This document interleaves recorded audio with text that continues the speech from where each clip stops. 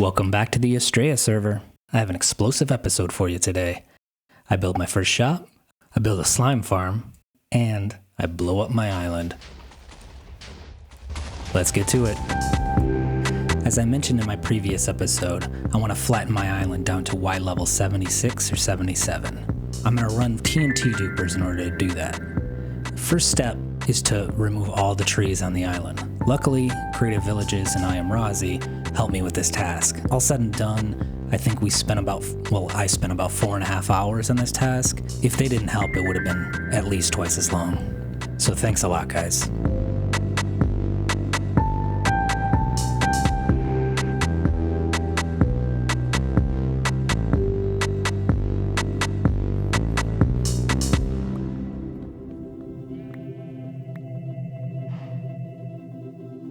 When I started assembling the materials for the TNT Flying Machines, I realized I was woefully short on slime blocks. No one on the server seemed to have them in the quantities that I needed them, so I went ahead and built myself a slime farm out in the swamp. This was actually quite a frustrating experience. I ended up tearing down the first farm right here in this location and moving it about 60 blocks to a better location that was completely surrounded by water, so I didn't have to worry about mobs spawning or terraforming around the area.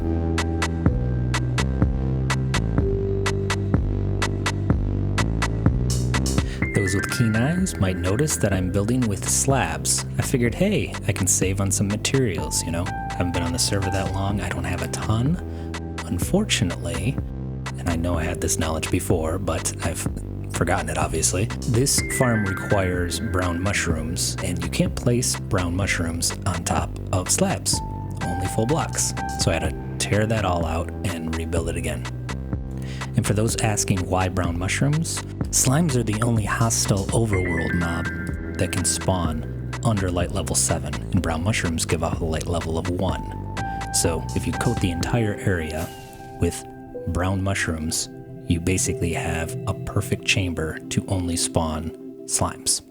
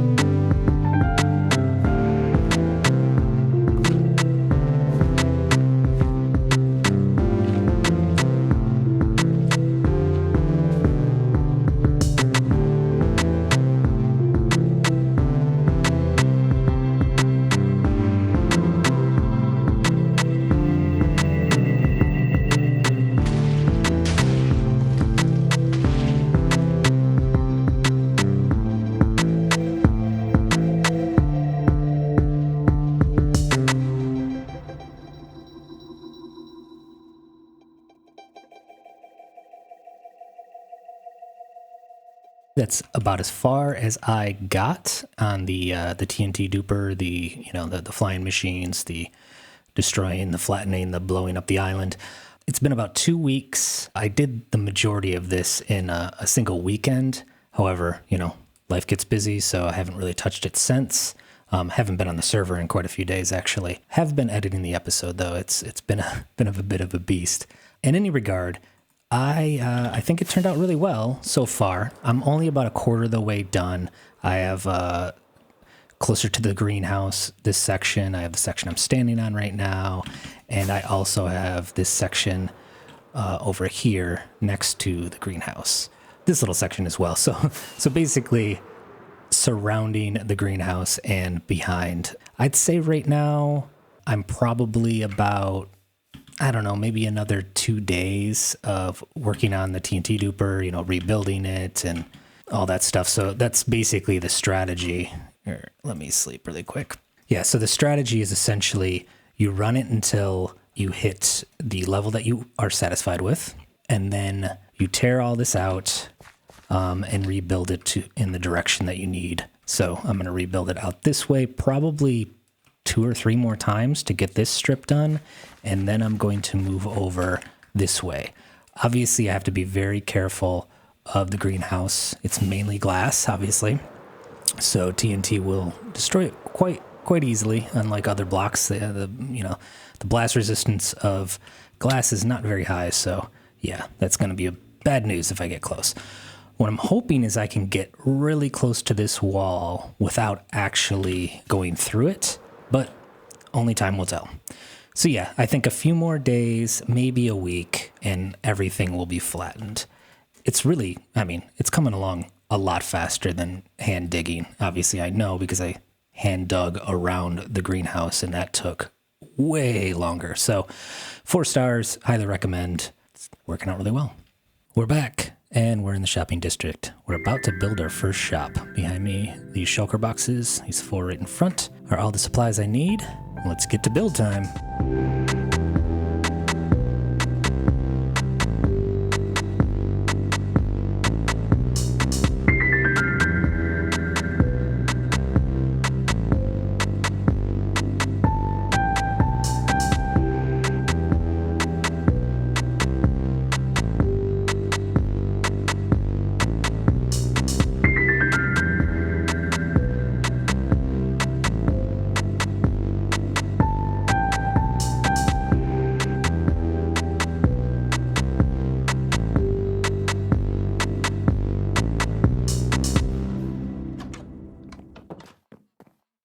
Here's the interior of my first shop. I call it RCKT, hipster rocket shop.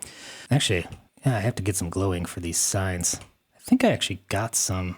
It's probably back at the base. Anyway, I'm selling rockets, obviously, flight rockets, not the firework kind.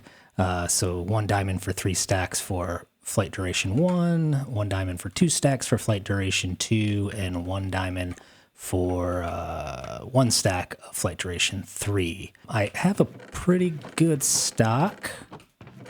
Not really selling the flight duration 2 or 3, but I am selling the flight duration 1. Awesome. Yeah, made 10 diamonds, so that's great. Somewhat successful, I guess. 10 diamonds more than I had before. I actually am completely broke because I spent the rest of my diamonds on, amethyst shards, which I desperately needed. I do have some overstock in here. Actually, no, I already used all my overstock. Oh, I have flight duration 1 overstock a little bit. I need some myself. So yeah, upstairs is an employee-only section. I basically just use this area for a auto crafter setup. This is a Rexstone design. It essentially takes sugarcane in this chest and gunpowder in this chest, and then automatically crafts rockets. You can set this autocrafter to, right now it's set to flight duration 2, but if you put a stack right here, it'll be flight duration 3, and then if you have only just 1 stack, it'll be flight duration 1. This is a really, really neat design. Essentially, it's 3 circuits, I'd say. There's 1 circuit for the sugarcane right over here. This hopper, which converts the sugarcane to paper using the standard recipe here, is read by this comparator. And when this hopper is empty, or actually when this hopper is full or it gets any activity, this comparator locks and unlocks this hopper, which is read by this observer, and then this observer is read by this observer, and then sends a signal. So this is like a little closed loop here. And then this hopper is usually filled with sugarcane, is read by this comparator, sending a signal into this block. So if there is any sugarcane in here, this comparator turns on, this torch turns off, which again locks and unlocks this. You Bob's your uncle, basically. This turns off the system because this will lock the hopper, lock all this stuff, and it'll turn off the system if you're out of sugarcane. Same thing with gunpowder. So comparator is reading this hopper. If the gunpowder is out, the comparator goes off, a signal is eliminated here, the torch goes back on and locks this clock. So essentially this is the third circuit. This is just a little clock cycling a single block. Yeah, right here, a piece of smooth stone. I have cycling around, and then signal from this clock. So this stone is just kind of cycling around, is read by this comparator, sent into this block, and then sent into this crafter that is filled with gunpowder and paper, thus making the rockets. Sorry, that's not the most graceful explanation, but check out Rexstone's video. I'm going to link it. It's a really, really compact, very smart design. The only real issue, if you have enough sugarcane and you have enough gunpowder, there is no shutting off this machine. Basically, this autocrafter will just keep on spitting out rockets regardless if the chest in front of it is full or empty or what have you. Right now, I have a double chest that's empty, so that'll take a while. But if you don't have an empty chest, or if you have just a single chest and it gets filled up, it'll just kick it out. That's why I added this kind of global on and off switch. So if I flip this lever, it locks this block, thus stopping the reading of this clock and shutting off the entire system, which is really good if you're just walking away from it, it's unloaded and what have you, and you just don't want it running, or there's other players in the area or what have you. It'd be fairly simple to change this design slightly where comparator is reading the value of this chest, and if it's full, then it'll automatically shut off. I might do that in the future, just depending on the sales of the shop and whether it'll be worth my time. So yeah, that is RCKT. That's what I called it, right? that is my rocket shop. It's gotten a lot of love online. The short got over 1,000 views. So, hey, thank you so much. I think people really like the design. And, I just wanted to share a little bit of the interior and what have you. Actually, let's talk about the exterior design a little bit because I'm pretty proud of how this one turned out.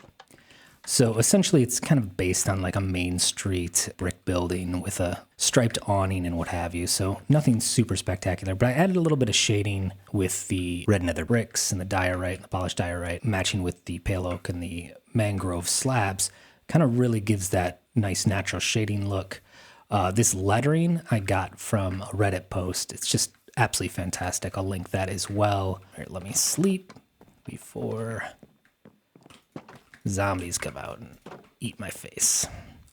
My favorite part is actually this warped stem, I think is the block name.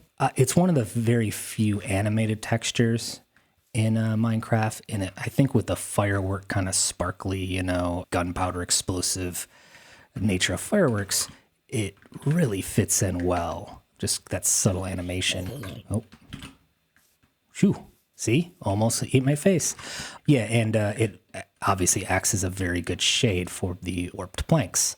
Yeah, I'm really proud of how that turned out, basically. Other than that, I added some texturing, with the mud bricks, the granite, and the regular bricks, just to kind of switch it up a little bit. Dark oak slabs and stairs on the bottom, a fancy dark oak door. I think that's the most sophisticated door. And top is basically just a lot of deep slate variants. Fairly boring sides and back. I am planning on making like a little main street essentially where I'd have multiple buildings next to one another. I didn't really want to get too fancy with the back and the sides because those are not going to be seen very well. That is RCKT. Let's move on. Hey, I'm on my AFK platform for my slime farm. So this is very similar or pretty much exactly the same with a different block palette. To the slime farm I built in my forever world. Let's free cam it. Essentially, it is I think it's 16 by 16, 20 by 20, something like that, platform covered in brown mushrooms. Again, brown mushrooms give off a light level of 1. Slimes are the only hostile mob, overworld mob, that spawn in light levels under 7. Yeah, they'll spawn on this platform. They're the only things that can spawn on this platform, given that you don't build it out of natural blocks like stone and what have you, like I did in my Forever World, and I'm getting a ton of bats. This guy, this beautiful, beautiful man, is just standing here as bait. So he doesn't hit them, he doesn't really do much, but kind of growl in that menacing pose, and the slimes will bounce their way over to him in an attempt to attack him, fall down into this little pit where we have powdered snow.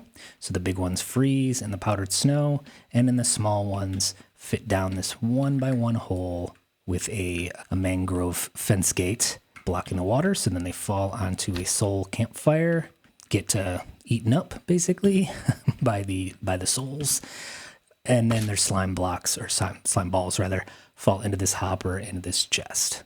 It's a really, really simple design. It does take quite a bit of materials as far as the brown mushrooms. However, these aren't the easiest to acquire. You can kind of run around in the nether usually and find them fairly quickly, but at this quantity, it's easier just to grow them and then fortune the top part of the mushroom. So basically turn the small brown mushroom into larger brown mushrooms, chop up the top of the brown mushroom, the larger one, and it will give you, I don't know, maybe 1 or 3 per fortune per block. Your mileage may vary. I had to cut down probably a good 30 of these darn things in order to get this many brown mushrooms.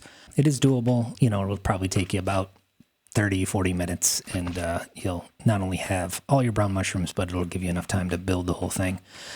I chose obviously the worst block, but the sexiest block to cover it with, which is tinted glass. Tinted glass is fairly expensive. Like I said, I spent all my diamonds at a shop, at Creative Village's shop actually, or Amethyst shop, to get the amethyst shards so I can make all this. I still didn't have enough actually. I had to go into a geode and kind of mine around and wait for the shards to grow up and crystals to grow up and what have you. But anyway, you don't have to build it out of this. You can just build it out of stone. You can build it out of dirt. It doesn't really matter. All you have to do is make sure the light level is 0. The block light level is 0. In Skylight is 0 inside this chamber. I like the look of being able to see inside of it and, see my handsome guy doing his awesome poses, warrior poses and what have you. But yeah, you don't have to. Anyway, I decorated this a little bit, made it so it's not just a floating platform like I have in my Forever World. I added a little bit of vinage. I'm going to add some leaves and stuff just to kind of make it look a little bit like one with its environment. This is a server. I'm trying to make all my builds as high quality as they can be, so nothing seems out of place. But yeah, I think it has a cool look, a very striking look. It kind of looks like a, something like Apple Computer would make or something. That is the slime farm. It also has the extra bonus of being exceptionally loud and very gross sounding. I love the slime particles that fall along with the water. I'm sure my Minecraft character right now is just absolutely disgusting. He definitely needs to take a shower. Oh, it's running low. I think there's this little guy in there. That is it for the episode this week. Well, 2 weeks, I guess. It took a little while to get this one out. Life kind of caught up with me, and sometimes there's a little bit of delay.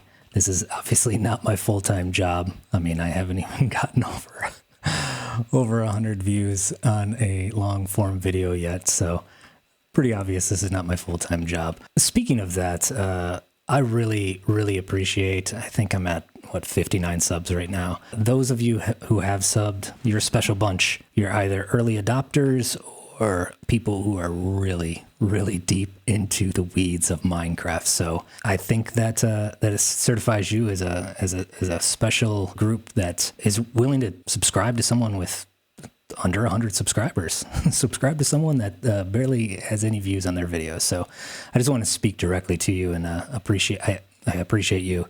I appreciate those who have left comments, and especially if you don't know me or if you're not on the Astraea server with me, it doesn't go unnoticed. Thanks a lot. I will be back maybe next week, maybe the week after.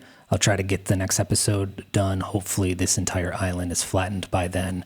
And I'll be moving on to terraforming and building and more shops and just more antics and fun. And there's a lot in store. I'm definitely not quitting. I may pivot back to the forever world. I know I mentioned that in my previous episode, but right now I'm just, having a lot of fun in this server. So who knows? I'll leave my options open, and I hope you are all right with that. So with that, bye.